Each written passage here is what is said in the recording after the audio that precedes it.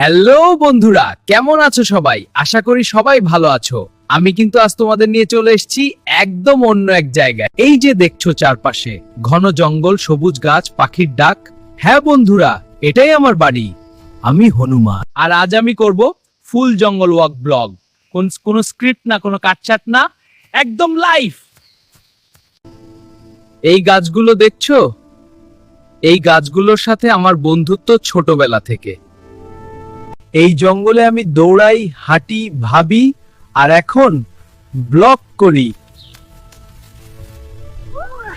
সকালে জঙ্গলে হাঁটার একটা আলাদা শান্তি আছে। শহরের মতো হর্ন নেই, কোলাহল নেই।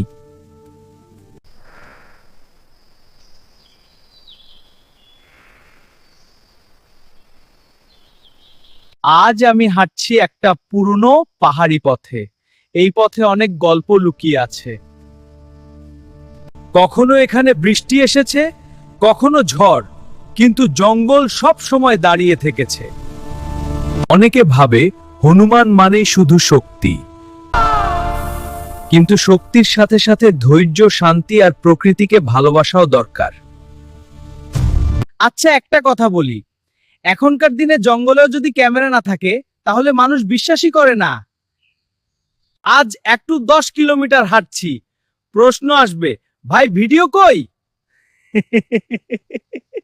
তাই ভাবলাম চলো ক্যামেরা নিয়েই হাঁটি।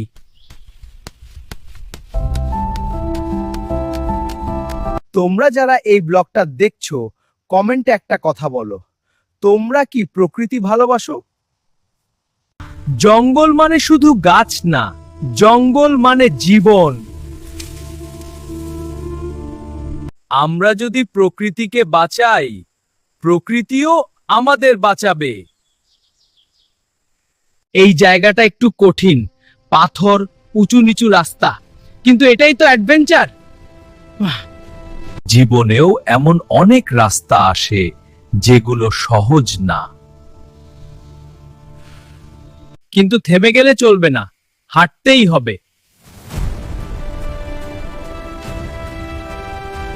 আমি জঙ্গলে হাঁটতে হাঁটতে অনেক সময় ভাবি, আমরা মানুষরা কত ব্যস্ত হয়ে গেছি।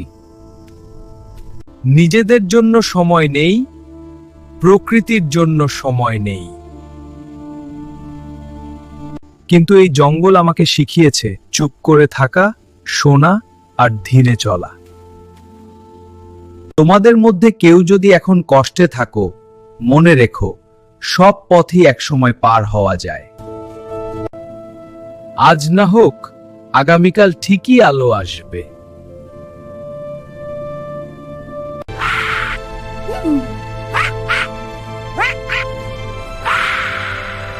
বন্ধুরা, যদি এই জঙ্গল ব্লগটা তোমাদের ভালো লাগে,